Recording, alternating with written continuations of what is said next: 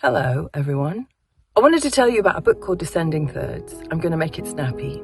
This book is not getting the attention it deserves. It was an absolute labour of love.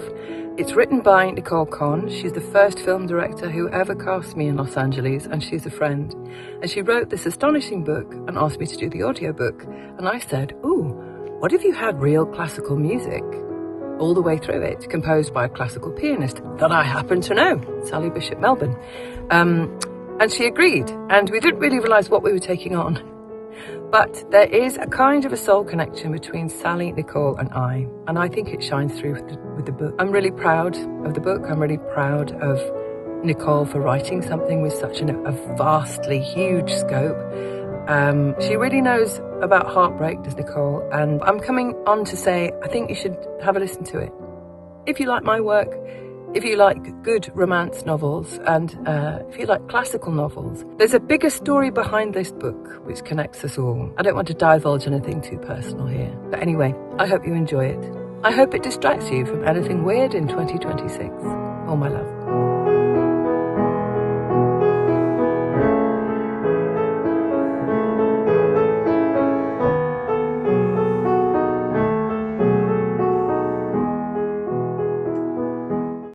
Well, hello there, and welcome to FrankieSense More.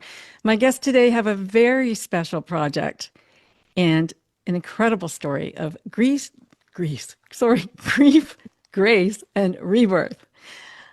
Of course, Nicole Conn is an award-winning filmmaker, best known for the cult classic Claire of the Moon and beloved films including Elena Undone, A Perfect Ending, and More Beautiful for Having Been Broken. And this spring, she releases Blue Love Dance, a sin of romance, and her sweeping romance, Descending Thirds, is now captivating audiences as an audiobook while she develops it as a limited mini-series. This is so exciting. Mary Jane Wells, put your hand up, Mary Jane. She's a celebrated actor and world-class narrator whose voice has brought hundreds of stories to life. She's a recipient of 3 Audie Awards, 12 Earphone Awards, a Sobus nomination, and an Oscar nomination for her role on How to Train Your Dragon 2. Her work spans audiobooks, film, and a performance on the global stage. Sally Bishop Melbourne. Sally, she is an internationally acclaimed pianist and composer, and the other half of the duo, Bishop Hastings, who has performed with the English Chamber Orchestra, the Royal Liverpool Philharmonic Orchestra, Manchester Camerata, and the Northern Chamber Orchestra. She's performed at venues like Wigmore Hall and with major orchestras across Europe. And she was even invited to perform at the home of Sir William Walton, one of Britain's most celebrated 20th century composers. Sally created original music and curated classical repertoire for the audiobook, Descending Thirds, and is helping to transform it into a cinematic listening experience. Welcome, ladies. How exciting is it? Thank you for that lovely intro. Oh my gosh. This was such a fantastic book. I can't even tell you. It's a big book. About 400 pages, I think. Yeah. But very, very exciting. As I'm reading this book, I have to say, Nicole, I can't even imagine all of the work that went into it, from all the music and having, I don't know if you knew all of everything that was in there, but man, No, it was a lot of massive research project before AI research, before the internet. It was literally, I bought dozens of books on classical music. I had listened to the repertoire from my mother, who was a classical pianist. So I knew the music pretty well, but I didn't know things about the composers. And so my love affair with music was just expanded by all of that research, and that became sort of the background or the backbone of the novel. So tell us about how this came about. It's different from everything else that you've done. Yes, it is. Well, I wrote it 25 years ago, and at that time it was hugely, it was like wanted by 5 different agencies. I settled with William Morris, the third literary agent at the agency, said he'd sell it for 7 figures or he'd eat his shoe. And it went from that into we had a film set up, but it went into turnaround in Hollywood. So many things are set up and never get made. And I continued to rewrite it for the next 25 years. And in 2017, I met a man who read the book and he became my manager.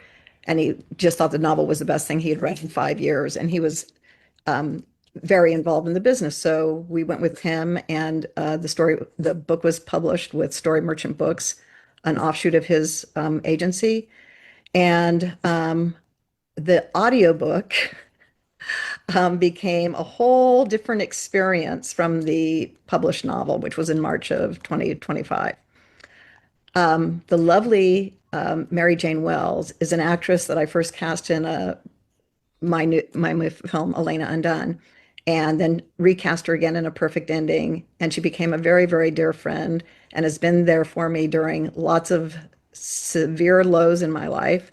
And I always say Mary is the most her unapologetically herself of any person I've ever met. She is who she is, and I love that about her, the strength of character and the strength of just who she is. She never wavers. And through Mary, I ended up finding Sally. And I'll let Mary tell you that part of the story. But I feel such a kinship with these women. I love them so deeply in ways I can't even tell you, as knowing them as people and then as artists, and how the three of us created this audiobook, which I think is, I mean, for me, it's one of my favorite projects that I've done in all my life. So I'll let Mary talk Wow. about how we got to Sally. Yeah, okay. Let's go, Mary Jane. And it's so great to go back and look at you as, a youthful, not that you're not, because you look so young now, but, the young Mary Jane in the movie. Yeah, I know. I can't believe it was like, it was 10 years ago. It was more than that. 2020, we did Elena Dunn in 2010, and we Oh did A my Perfect God. Ending in 16 years ago. 2012. Yeah. And you were Wow. also in She for Me, Yeah. which Oh, was done in wow. 2014. Yeah, Wow. that's You're a busy girl. oh, very happy memories of all that time, actually. I know it's really stressful for a director, for the actors like, wow, you know. Behind the scenes, you're like, oh God. But yeah, I that was like the first big movie I'd ever done. So I had no idea what to expect, and that was just a joy, you know. When I hear about all the other people, when Me Too came out afterwards, I was like, God, I only ever had a brilliant time on set. And yeah, yeah, a little friendship was forged about that time, and I felt very lucky to have had Nicole champion my career ever since. And that we would kind of come together when all that film stuff is sort of a bit of a distant memory, really, For on sure. an audiobook is kind of perfect. Yes. Um, but yeah, you asked me about how I met Sally. Yes. So I want to answer that one How if Mary that's met okay. Sally. Yeah. Well, actually, Perfect. there's one caveat I want to make, which is I know that there's difficult themes discussed in this book, and by talking about how I met Sally, it's also not an invitation for Sally to ever talk about anything difficult in her life. So I just want to Understood. say that as a caveat straight away. Um, but when I met her, I know that I had been through incredible, difficult grief only a couple of months before, and I had no idea that was a similar theme in your life, Sally. And I don't think you might not have known that even until now. But we met at a party of our friend Liz in 2021. I had lost a really dear friend only 3 months before. And so being at a party is not one of the things you want to do when you're grieving. Mhm. But she had a sniff about her. Liz was like, "You're going to like my friend Sally," which is usually a curse of death when a friend says that. You're put together awkwardly to go. Yeah. Yeah. But the opposite happened. She was absolutely right. And I was like, all I wanted to do was talk to her all night. And we had loads of massive conversations about all the things. And we've been friends ever since, which has been lovely. And you were the first person. Obviously, I don't have incredible high-level classical pianist pals, pulling out of my They can just Rolodex. call on a dial. Yeah. Oh, which one? No, I thought of you immediately, but also knew that the themes might resonate with both of us in a way that could be tricky, or it could be heal. It could only be healing. So there's a Mm. risk. Um, so yeah, that is how I met Sally. That's what I'll say. And Sally, when you heard about the project. Well, can I just go back a little bit? I was blown away when I met Mary, absolutely blown away, because it really was like someone I had to talk to all night. So, and I was dragged out of this house to go to that party. I really didn't want to go to a party No. at that point because very, difficult things had happened, and so that was a really meant to be moment, and I'm a really meant to be sort of person. I believe in destiny and fate. Um, and then, so when she asked me about the project, I was a bit daunted. I didn't know if I would be able to do it at first because I had lost my son 4 or 5 years before that, and I hadn't even sat down at the piano since because Mm, my son poor and I thing. had written pieces together, and I just couldn't bear the emotion that playing it sort of evoked in me. It was just so painful. So I was kind of like intrigued. I wanted to do, but I didn't know physically if I could do it or emotionally if I could do it. But I didn't know how amazing it was actually going and how healing it was actually going to be for me. It was How life incredible. changing. It really So was. talk about orchestrated. Yeah.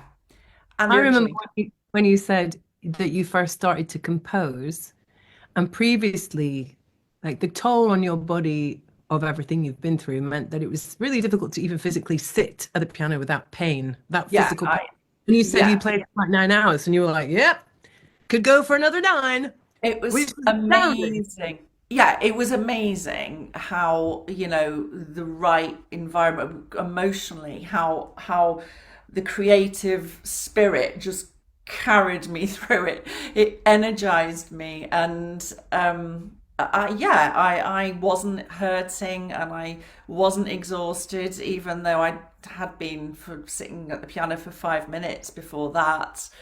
Yeah, I was blown away. I really was because I didn't know that I was at that point in my life that was even possible. But once I'd met Nicole and we bonded straight away, I would say we had so much in common. It was kind of just insane, really, wasn't it? It was Yes, just it was The nutty. it was synchronicities were nutty. incredible, Yeah, right? yeah, Everything just yeah. Even encouraging. And down to the fact, and this is a little personal, we both had come off a certain drug and weaned ourselves for 6 or 8 or 9 months, and we both craved protein like there was yes, no tomorrow, even down to yeah, something like that. it's It was literally, Wow. insane, everything. yeah, It was nutty. It really yeah. was nutty. It was absolutely incredible. So yes, I was just healed. And at the time, I was going to trauma therapy from the loss of my son and then the loss of my dad after that. And she'd sort of known that I hadn't been able to sit at the piano or play and everything. It was And you ridiculous. had And knee then surgery too, didn't you? Just have knee oh surgery as yeah, well? I did. I had a knee replacement 4 months after my son died. Kind of just, it was just like I just felt so awful. I just thought I can't feel any worse than I feel. I might as well just do that as well on top of it. So yeah, I actually couldn't walk when I met Mary. Yeah, I seem I to was remember on that. I Yeah. was on crutches. Yeah. Oh gosh, yes. Um, Yeah, really felt like going to a party then. Yeah, and my, Yeah. and my trauma therapist was just weeping in my appointments because I was just going, yeah, I've been playing on the piano and the film director, she really likes what I'm doing, and actually it's really good, and I didn't really even know that I was capable of that after all of this, and it was like it turned her around, not just me around. Yeah, Wow. That's incredible. Nicole, I know that your mom was in this book. Yeah.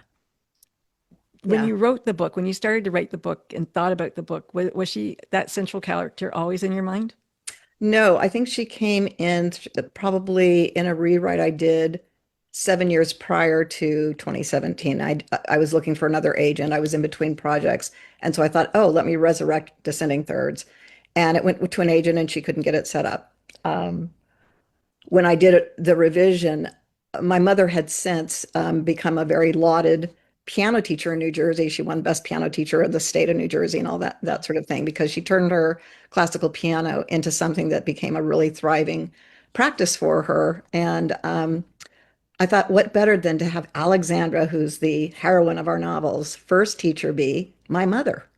So Krista Hoven in the book is my mother, and I really love that she's a part of that. But Did your mom have an accent, a German oh accent? yes, oh yeah, Oh, yeah, she did. yeah, Oh, yes, oh, okay. very much so. Oh, okay. I Um, love that. yeah, she's from Stuttgart. She came over at I went there. 17. Yeah, I was just there last year. beautiful part of the country. Yeah, so that happened. And then when the audiobook came into creativity, and I really wanted to put little musical snippets under the classical music that's repertoire that people who do classical music know these pieces. I wanted to give a little snippet, a flavor of what it is, so that people could be exposed to classical music and the gorgeousness that's classical music, and hopefully not be daunted by it. Um, and when we cut the pieces, and then Sally came in to compose the two brothers who are Alexandra falls in love with both the brothers, and that's the sweeping romantic triangular love story. Sally writes for both the brothers who are composers, and they're completely different kinds of composers. Um, and so it was really fascinating for me to hear what she would create with either of those brothers' pieces. And then my mother's pieces were from a recording she did years ago called the Morristown Sessions. And I took I think there's 6 snippets of hers that are in the book as well. Claire de Lune and some other Chopin. She was in love with Chopin as was I. So there's several pieces of Chopin in there from her. But yeah, it was really wonderful to have her be a part um, of this Well, let's see if we process. can play it. That's a good segue. Let's see Thank you. if I can do this. Because it's okay, so stereo, gonna do here. Let's see. This is A year into her lessons, Alexandra arrived early at Mrs. Hoven's one day. As she slowly walked down the hall, the most intoxicating and captivating music caressed her impressionable ears. Upon entering the study, she saw the bird-like woman crunched over the keys, appearing every bit as if the piece was playing her. "What is that?" Alexandra asked when she had finished. "Claire de Lune." "It gave me shivers here," Alexandra said, pointing to the back of her neck. "Yeah, I get them here." Mrs. Hoven patted her forearms. "Every time I play it." In that instant, the true concept of desire crystallized within Alexandra. She craved this musical excellence and hungered to perform the melody, bending over the piano like her teacher, capturing the wild animal and breaking it, just as Mrs. Hoven had. "When can I play like that?" "Alexandra, you must understand something, yeah? Anyone can sit at the piano and execute the notes. But not everyone has was ist das, die Stil, oder das Gefühl, the soul, the feeling for the music. You cannot practice enough hours to buy the soul of music. It is a gift and part of your being." A year in oh, still playing. Hang on. That's from Mummy playing that, Nicole. Yeah. Let me see how I can stop it. Yeah, I that's right. didn't know that. I didn't know that. Of course. Yeah. Let me see if I can stop it. Did she read the book, Nicole? I know she couldn't listen to the She read the audiobook. book a couple of times throughout the years, which she absolutely loved it. And she also read the version where she was the teacher. Um, Sadly, um, when I went up to see her the last time, I brought the audiobook to play for her, and she was semi-conscious, and she listened and she would just barely smile when the music would come on. So I knew that she was consciously hearing it because every time a piece of music happened, she would smile and be engaged, even though her eyes were closed. And the next day she was unconscious and she never, came back. Oh, I'm so So she sorry. never got to hear the full thing. And I'd send her clips and she had listened to them and she would say, "I just can't understand what you're saying." She was at that very end stages. So That was sort of a little a little heartbreaking. Yeah. But I'm so glad that she's so evident in the book and the audiobook specifically. It's very special to me on so many levels. I'm sorry. It was a Forgive me. great idea. It was a fantastic idea. And don't be sorry for being emotional because I know it was really difficult. Your mom didn't pass away that long ago. No. And I'm so glad How she got. difficult was it for you, Mary Jane, to play all these different roles? to It was a joy, actually. It was a joy. Of course, it's difficult. I suppose difficult isn't the right word because that implies a kind of It was hard. resistance. It's work, but it's It's work. joyful. Yeah. Yeah. How long did it take to do this recording? Forever. Oh, Audio wise. Yeah, it's forever. let me tell you. So I did it all, which probably like the overall process of getting the book Nicole's like, that's nice, but you could do better. well, the execution of Conrad was something that made, and the fact is, we can be very honest with each other. And I think I'm lucky in that maybe at the beginning of my career, I would have been like, ah, but at this point, I'm like, what do you want? Does it have to be different? Is it not? Is it not hitting them? Well, she was like, I hate the way you've done Conrad. I hate it. I can't stand it. And I was like, oh, okay, we're gonna have to do something different.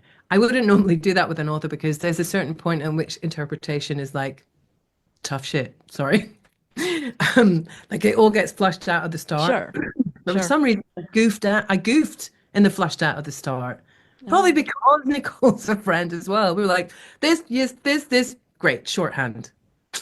But so I started to pick up Conrad, which is quite difficult. It's like reshooting one character in an entire movie. You've got to make. Can you talk in Conrad's voice right now? Like Yeah. the next things you want to Well, say? I'd have to listen to him again. Okay. Apologies. But he was, I had seen his picture, and a voice comes quite quickly about a character because you're also going, I'm working within a certain range, which is a little bit more limited for men, but also I know that his scenes are going to be with this person. So they can't sound too similar. So there's got to be this range here and this range here, and it will modulate depending on what's happening for both of them.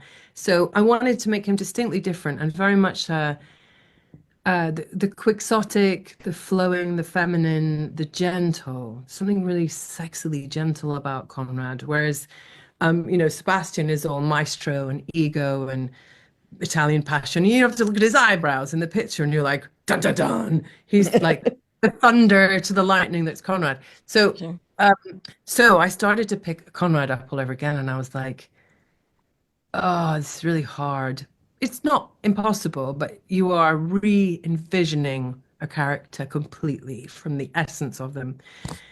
Fortunately, at that point, I had said to Nicole, okay, get 6 people to listen to it. And if they all go, ooh, then clearly.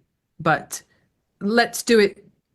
It's because it had existed in her soul for 25 years. That's right. She had That's right. a guy in her mind. She heard him something in him. She already knew what he sounded like. Yeah, there's always a process for writers, which I fully respect. You have to like midwife that baby away. Well, but on top of that layer, you have to add, I'm a director. So instead of just being a novel, not just a novelist, but a novelist coming to Mary, and I would just basically say, whatever you say is good. Because I'm so used to directing and I'm used to directing Mary, that it had this whole other layer that probably wouldn't have existed. And I'm really challenging for people I work with, Mary can say, and I'm really challenging with composers because I know exactly what I want. But with Sally, it was very easy to not be that demanding because I'd give her a couple of suggestions and she just hit it out of the park. So, oh, I see. So Sally's really good and I'm okay. Yeah, that's it. Yeah, I just got it straight away, Mary. Brilliant. Do you wear a costume or anything? Like, is there any process that you do, like when you're going to be a character, like wear a hat or boots or something? I don't know. Me? Sorry, I didn't. Sorry. Yeah, you, Mary Jane. Yeah. Is there any process I'm doing when I'm preparing for it? Or like when you're going to be that character to get into character, do you do anything special or put on model, or channel or whatever? How do you channel that character? Just by looking at the picture? Or? It's no, it's more about when you jump into the world of that book. In film, for example, all of the interior life is has to become very organically exterior because you can see as soon as somebody is making an acting decision on film, it's just too, it's so broad. But the vulnerability that comes with that is not the same as within a voice booth. You can have all of that interior life and nobody's actually immediately judging you for it. So I find a freedom in stepping into the book and closing the door. And there's something to do with like this is going to sound so pretentious. Ooh, but there's something to do with treading where the author trod. So reading the bit into when they're starting to shape character for you and kind of opening the door to go, here's this guy that you're going to be hearing a lot about that is, I suppose, as much prep as anything else. That I'm plugged in, hopefully, to what they were plugging into in their mind and their inspiration. I'm kind of, you know, hitching on the tails of as a Sure. performer, so that I can land where they land. And I kind of trust my instincts with it. Once you've done all the prep, you're just in the booth and you go. So They smoked a lot. They smoked a lot. Oh yeah. Well, A lot. Like Yeah. when you're like think Mad Men. It's the same. you're It's like, the same. It's the same talking. decade. If you think Yeah. Mad Men, Yeah. smoking, smoking, drinking, Everybody drinking. just smoke. Yeah. It's that decade because it takes place between 1965 and 1975. Did you think So about that when you were talking, that you had to take a puff or anything? Oh, it's a really good point. No, I should have, but I didn't. You have to do it again. yes, but you got to understand, I think something happens like in Yes. Mary's DNA. First of all, I've never been so blown away by narration. Mary's narration to me is like something that is magical. There's so much, she gets all the context, the subtext, the nuance, it blows, literally, I've told you that before. It really, Well, she really won a blows me lot of away. awards. Yeah, well, there's a No reason for wonder. that. And Yeah. her musing the different voices, it's like Vladimir Koritsky. I literally cried when I heard her perform the role that because it's a very sad story about this aging Russian crony who's miserable to Alexandra and she won't play and she's having Alexandra play it over, play it over, play it over. And Alexandra finally says, if you want it played differently, you play.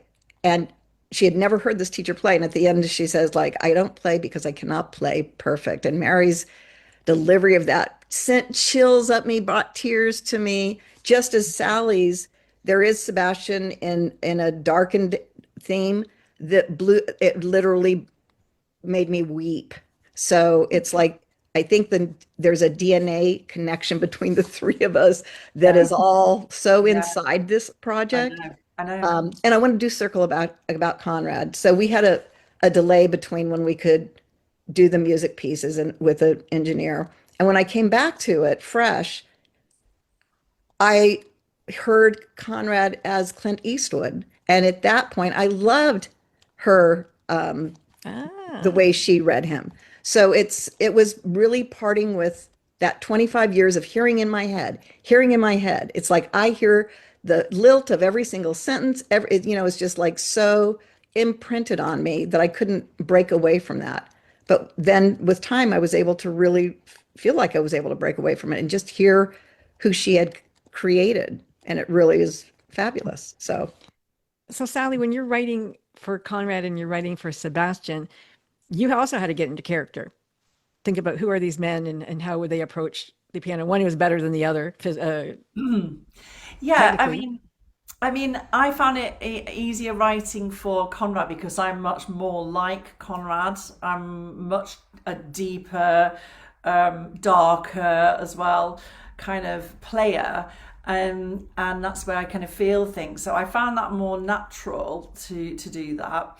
I'm not such a superficial, showy kind of player, but I don't know. I did really enjoy writing for Sebastian. I loved once I'd got the theme sorted. Then it kind of went. It evolved from there. That was, it's just getting that first theme, and then everything else just fit into place. But going back to what you were saying about Alexandra and her experience with the Russian teacher, that was also exactly my experience to the letter of having a teacher that just made you play something over and over and over, and then after about 2 years you think, hang on a minute, but you haven't played one note in these lessons. Why is that? And it's just like, it's like that saying. Yeah, so I kind of getting into the whole story and the fact that Alexandra loved Chopin and used to win Chopin competitions or whatever, that was like me. So I kind of had this great bond with all these characters right from the start. So yeah, once I knew what Nicole wanted. I mean, there was some times when I think because I've not done this kind of I've not done anything specifically like this. I had to kind of just rein it in a bit. So rather than write the entire piece and then say to Nicole, well, do you like that? And then she might say, and I'll be like, I've spent hours and hours doing a piece just to put some ideas together. Once I got the formula to just to like record the gist of something and check that that's what she wanted, and once I was fine once we got into that rhythm. But I'm here's gonna try what's... to play. Oh, okay. I'll do it on the other end. Is Go that ahead okay? and play. Yeah. Let me see. I'm gonna try to play this next bit. Is this where the brother Conrad is hearing Sebastian play? Yes. Oh wait. Show sound. Yeah. Okay.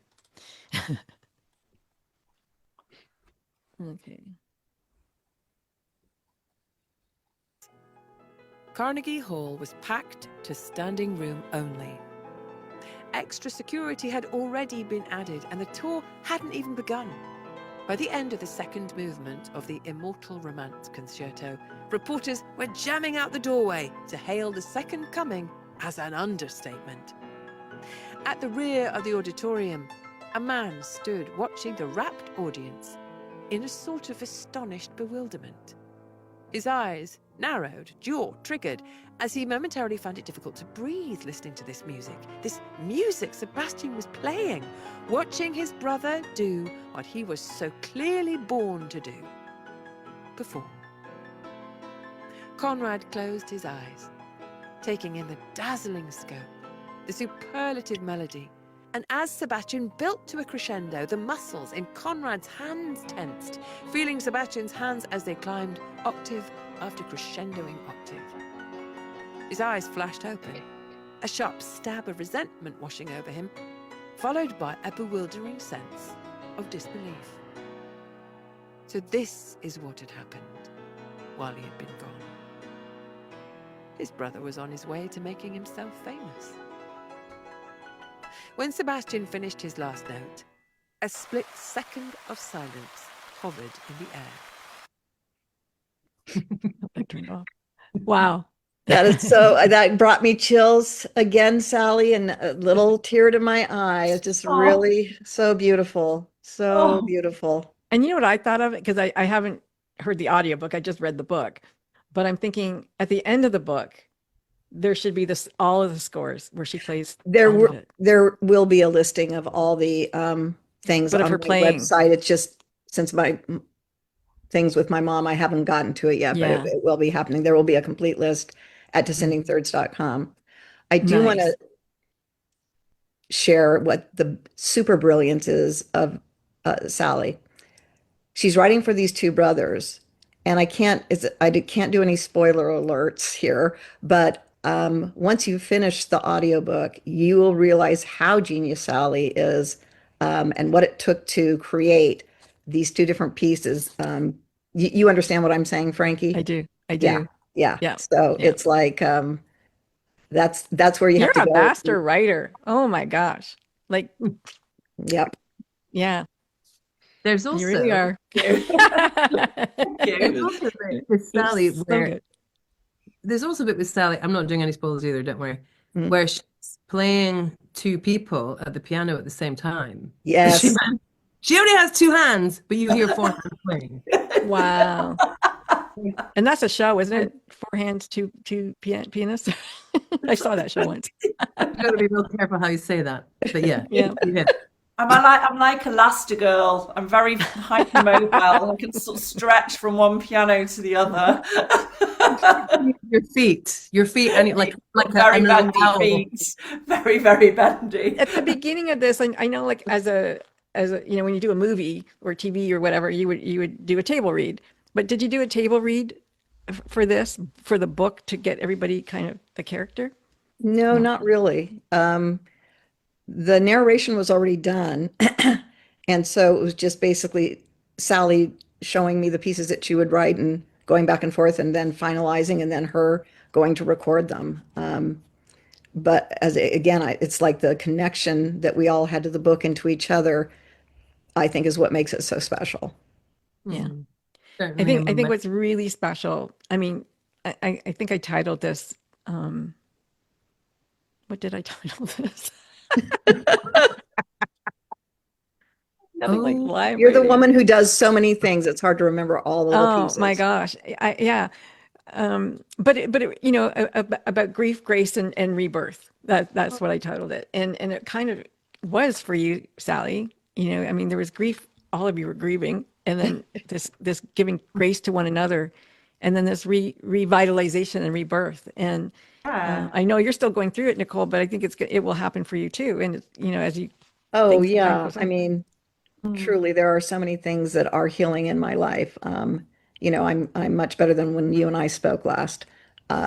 So yeah, I'm moving on. Part of it is that I need to, really be there for my projects, and I basically let them. The audiobook came out the day before my mother's death, so it was like I couldn't even think about trying to market it or anything else. So it was sort of a slow process. Mary has been helping me every step of the way. Do this, try that, contact this person, etc. So she's been super helpful and supportive, every step of the way of getting me through this. And it's once again, like I said, Mary's seen me through so many dark moments, and always been just so there for me. So, that's beautiful. yeah. Yeah. And Sally and It's gonna I be a share. movie? Pardon me? Going to be a movie?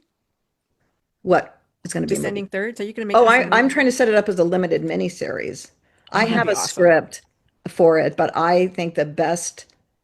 I mean, can you imagine this as a limited miniseries? Truly, Be phenomenal. 3 Emmy-winning roles, the production design, the set design, and the character of Antonia. I mean, there's so many great supporting characters in this. It just She's would- awesome. Yeah, isn't Who do you she? see? Who do you see as Antonia? Well, 25 years ago, it was Angelica Houston. She was on our cast list she was our top pick, as was Jennifer Connelly for Alexandra. Yeah, yeah. Now we're looking at all different kinds of TV actresses. I'm connected with a producer who I would love to have shared the review he wrote, but I don't know how to physically do it. He's trying to help me set it up as a miniseries. So he's been working on the pilot, and I'm going to be starting the pitch deck, and we have all this good stuff and wonderful reviews. Amazon's, gathering some really great reviews. And I don't know why they wouldn't let me review it. They said Are I you in didn't- Canada? Well, I did the Canadian one too. I am in Canada, but I'm an author on both sites myself. And you then, know what? I discovered, because I have Amazon Canada. You have to make sure you're in Amazon USA. Just do that. was. Oh, you were Amazon USA? Yeah, Then I there was in should be both. no I did reason. try to do it in both. The USA wouldn't let me do it. Then I went to Canada, and I think it That's let me do it. I'm crazy. not 100% sure. And then, yeah, it just said I wasn't within the guidelines. Now, I don't know. Maybe I did put the poster up for the show, but it said, do a little graphic or something. Okay, little graphic. I don't know when that would stop you from being able to review it. So silly. I don't know. I know. It's crazy. Well, I've had a lot of people saying, I can't review it because I haven't spent enough on Amazon. And it's like, Amazon, come on. Seriously. Oh man, I'm like a Jeff, top buyer on Amazon. get a grip. Yeah. We should all They said you cancel don't have our enough Prime money. memberships, but it's just too damn, convenient. Yeah. Oh, it would be an incredible miniseries, man. Yeah. I think I can it's, see that. and miniseries are, kind of female centric focused. And she is an incredible character, to be able to play. Wouldn't you say, Mary? Yeah. Yes. Oh my God, yes. Yeah. Because she's so independent and so feisty. And also, there's a lot of commitment to certain, I don't want to make any spoilers, Mhm. the happily ever after is a very unique one. And I think a really needed one. Yeah, thank you. Yeah. It is, it is What's a, in- it, I yeah, remember smoking those French cigarettes back in the 70s. right. They were fun. They had colored Mhm. tips in them. That's I remember right. the They black. were. They were black, Mhm. right? Yes, they were. Yeah, yeah, I remember that when I used to smoke a long, long time ago. I stopped a long time ago. Me But too. I stopped when I was yeah, 24. Yeah. I stopped when I was pregnant. Funny now, when the smoking ban came in England, I was in Scotland at the time, and you'd come out of a bar and all of your clothes, even if you smoked Oh, or not, you'd be yeah. like, oh my. Yeah. And then the smoking ban came in, and you were like, oh my God, it smells of beer and farts in here. Yeah, That's what. That's exactly. Smoke camouflaged it. Have to say that smoking and musicians thing is a Is a thing. thing. It's Yeah, absolutely a thing. I smoke so much at music college that I used to just practice hands separately all the time. Really? Yeah, it was just Yeah, awful. classical Any pianists, excuse. they almost all smoke. Yeah, Really? Wow, I'm it's I shocked. think it's the tension.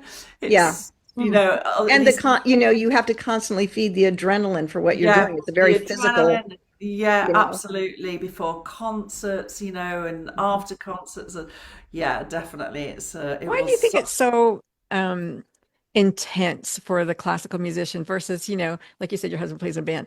Why is it so intense for them, the scrutiny, the hoity-toity, this, up I here think kind of.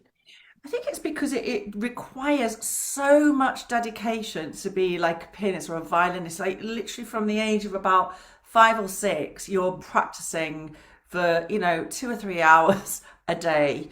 It's Yeah. like, it's so intense, the amount of work that goes into it. And then, I think it's a highly competitive world for a start. And there are a lot of, performers that are failed performers that become teachers, and they then try and get their fame through their pupils, and As their that is parents do too.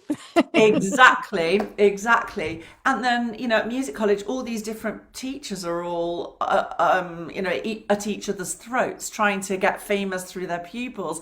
So it's just and it just breeds this horrible sort of competitive attitude. I have to say, me and Anne Marie, my other piano partner, we didn't really fit into that into the bill, and we used to like have a couple of drinks at the bar, and all of the pianists just used to walk past us, like looking down at us, like, what are they doing? They're having a drink at the bar.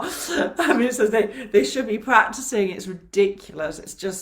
It's so unhealthy. It's also such a narrow field. There's Yeah, there's just only so many spots at that top. yeah, Classical music, it just barely hangs on, yeah, you know? Yeah. Yeah. absolutely. So Absolutely. Yeah. it's But how many how many really talented people are there? I mean, if you practice 7 hours a day, you gotta be like, there's tons. That's what I'm saying. It's such a are there limited that field. many that are Yeah. so good? Really? Yeah, there are And then there's the genius ones who break through, but a lot of it is packaging, and that's one of the huge themes. What price success? What are you willing to do to sell your soul to get where you Yeah. need to get, especially in a really super cutthroat yeah, um, yeah, universe like classical Mm. piano? yeah, absolutely. How long, It's how just long, like, I don't really know, I don't know that world at all, so I'll be honest. How long would somebody play for? Let's say, like a real classical, pianist, like how many years could he take that tension or that I think, spotlight? to be honest, I think like the ones that tend to really make it to the top are completely mad. They are Okay. in their own. They are off the scales, insane, and they Are they are. alcoholics? Are they all alcoholics? Some of them, but they tend to just be like absolutely in their own little, worlds, and they're sort of almost oblivious to it, you know, to the environment. I think because the really, really sensitive ones, that was like me, that comes, it's such a huge price to pay, because, you know, actually just being in that world and being sensitive, it's just soul destroying. So, and then you get the kind of ones that are quite hard. So it's like they manage to kind of last because they're not so sensitive, but they also don't have as much to say in their playing. I don't like listening to, you know, to those types of pianists, but there are quite a lot of those around. Technically good, but no soul. Yeah. Yeah. It's interesting, isn't it? It's like the tough and vulnerable sort of conundrum at the heart of the artist who has to the world, you know? Like, I feel like, Sally, when you talk about your training, it's like listening to Black Swan story. Oh, yeah. My trajectory as an actor never got to those dizzy heights. But I could see a path laid out for an actor, like an athlete, you know, that would probably have involved anorexia, would have involved this, that, and the rest. And it would have been, at a certain point, institutionally championed in order to make the concessions needed. Because most people want life beyond their work. It's healthy and a balance. So, like you say, what are you prepared to sacrifice? And I think you started at such a young age, and your talent was so like mind-blowing that when your parents went, well, you need to nurture this, that it became forged with your identity as you grew up as well. Oh, These yes. normalized habits to practice and for it to be part of your life like that. Yeah. It's which taken me years and years of therapy to even feel like what I did was good enough, was enough, you know, because I just felt like a failure for years, even though I was playing at the Wigmore Hall, even though I was playing, and I look back at it, didn't feel like anything, because I was very pressured in the way I was brought up, because, you know, because I was really good. So everyone was telling my parents who didn't play, oh, she's going to do this, that, and the other. So they were just like, right, okay. And they didn't really know. So, of course, I didn't have any balance in my life whatsoever. I didn't have friendships. I didn't have any normality. So my self-esteem came entirely from my success on the concert platform. And, I just want to point out that's another major similarity to Alexandra. She feels like she's an imposter up there. Exactly. It is the super sensitive, her strength is in the way that she feels. She's not technically the best. And what carries her and moves her forward in the competition, which begins the novel, is her amazing ability to feel the music. And that's Sally as well. Yeah, it's so weird that, because I used to win competitions when I was really young, because they used to say I was an old soul because I played with so much sadness, which I felt. I mean, I didn't understand why I had so much sadness, but I did always win playing slow, sad movements, So there is so much similarity with Alexandra. It's insane. It really is. But she also fell in love with the person that she was playing with, like the Sebastian character with Alexandra. Yeah. And that happened to me. Yeah, that happened to me. Oh, and Alexandra's best friend Chandra, they play duets together just as Sally and Nikki do. Yeah, exactly. Meeting in the same college. Oh, wow. Yeah. I mean, incredible, isn't it? There's so many parallels. So many parallels. The lines that are going through. Yeah. I have to ask Mary Jane. I have to ask you this because my granddaughter's, favorite movie is How to Train a Dragon. The character that you play in 2, right? Which character do you play? I'm the voice match for Cate Blanchett. So when they lay down a big movie like that and a live act, it takes them 3 to 4 years to lock all the animation and also lock the story. So Cate Blanchett was in her Oscar for Blue Jasmine sort of era.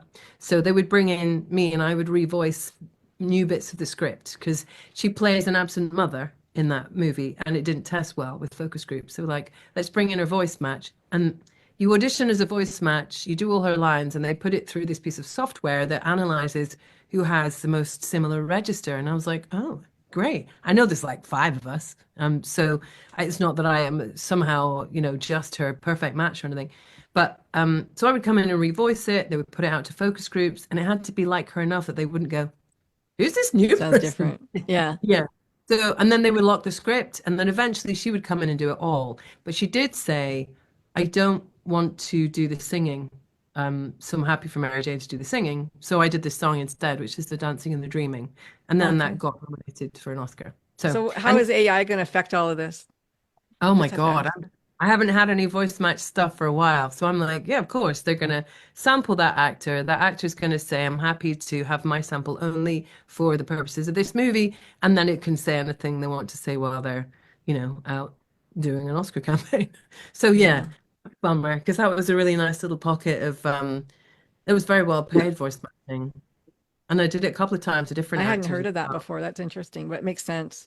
I hadn't either. I'd never known, but especially for trailers, they don't have to ask the actor's permission. And you can win an award for it. That's incredible. Well, I suppose it was more really the song. It was The best song. Oh, okay. Yeah. For the song, for the singing. Yeah.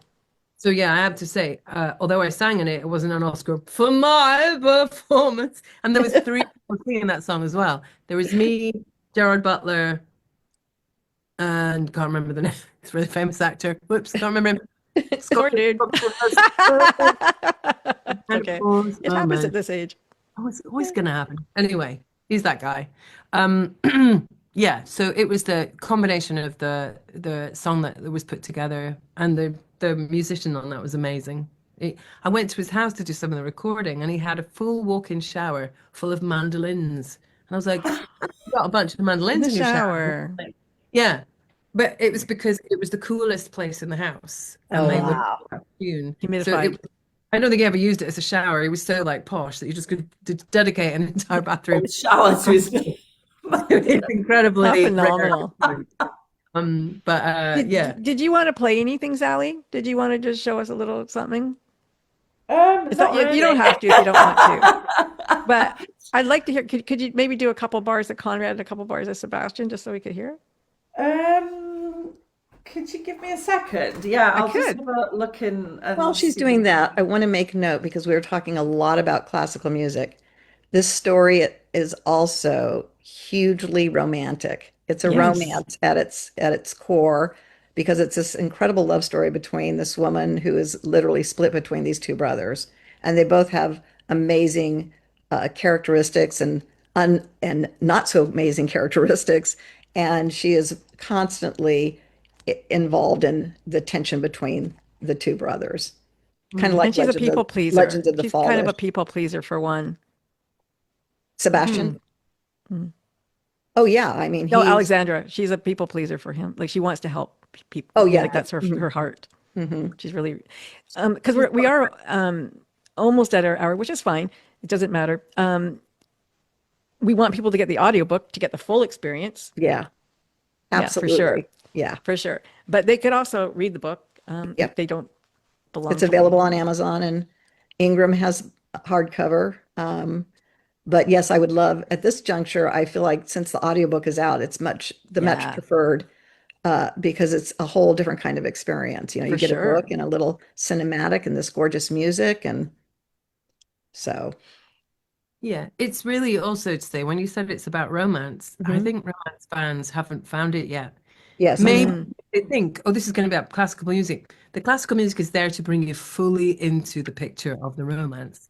It is That's there right. to support, make it almost a cinematic. It's adventure, it's romance, it's a lot of stuff. And it's funny because when I first looked at the cover, I don't know why, but it took me back to like, a ballroom kind of feel. Like I thought, oh, this is in the 1800s. And then I started reading it. No, it's not. It's like now. That's kind of weird. Oh, does it in look the like 60s. 1800s to you? It kind of like, yeah, I Wow. don't know why. Just that first look had that kind of feel of, Maybe because she's in a gown that is kind Maybe. of era-less. maybe, That yeah. gown can be, probably could have been worn in the last 100 years in different places. So Yeah, that I might be just had part that of it. feeling like it felt like, I don't know, ballroom Vienna or something. But But it's not. you don't get that feeling when you watch the. No, it's contemporary. No. Yeah, no, when you watch the book trailer, which No, absolutely not. Yeah. Yeah. I put if that you haven't seen the book up. trailer, please go to descendingthirds.com, and you can see the gorgeous trailer that we put together. And you'll hear music from Sally, you'll hear the narration from Mary, and see gorgeous people. Yeah. Because Conrad, Alexandra, and Sebastian all are pretty darn gorgeous. Oh, they're really good looking. Mhm. Yeah, where can I meet him? That would be awesome. How you doing there, Sally? You ready? Yeah, I would What have a done a treat. little bit of Thank you. practice. Just a few bars. Anyway, That's I'll just play a warm. couple of bars. I'll play a little bit of Yeah. of the My theme. piano's a kawaii too. Oh, do you? Yeah. Okay, right. Thank you so much. So this is a bit of Sebastian's theme. Okay.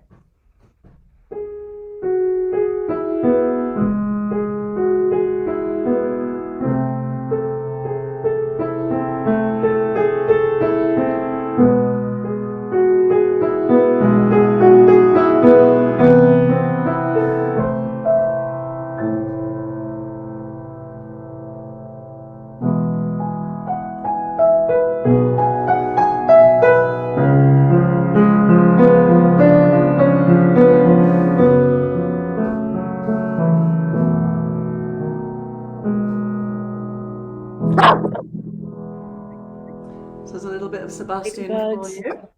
He liked it. That's beautiful. And your dog yelled right I there. Loved it. Oh.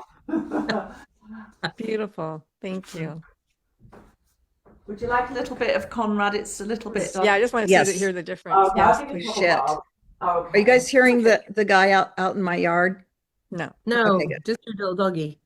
just a doggy wog. Hey, puppy.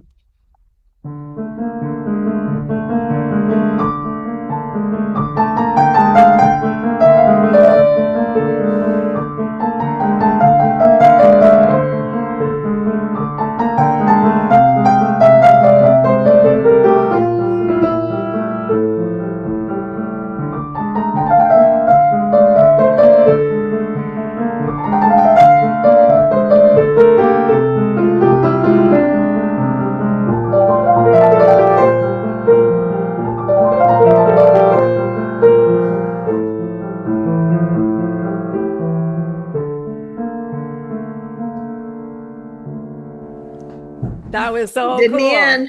Did me in once again. Oh, So no. amazing. Isn't that incredible? Really feel their personalities. Yeah. So different. Yeah.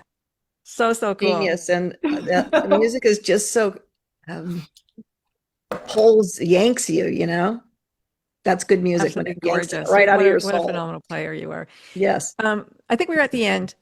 Nicole, is there anything that you want us to know before we go? Anything Yes, else that we haven't said? please go listen to this incredible book on Audible. You'll leave a link, right? Yeah. Okay, great. And just that it's a labor of love, but also I think it's a really a soul affirming story, and would love people to be able to go through Alexandra's journey. And how much I love these two women, and I'm so grateful for them in my life, and that this all came together. And the reason it took 25 years was because this had to happen. So, and I'm very, very grateful for that. Oh, Okay, okay. do we have time for me to quickly say something?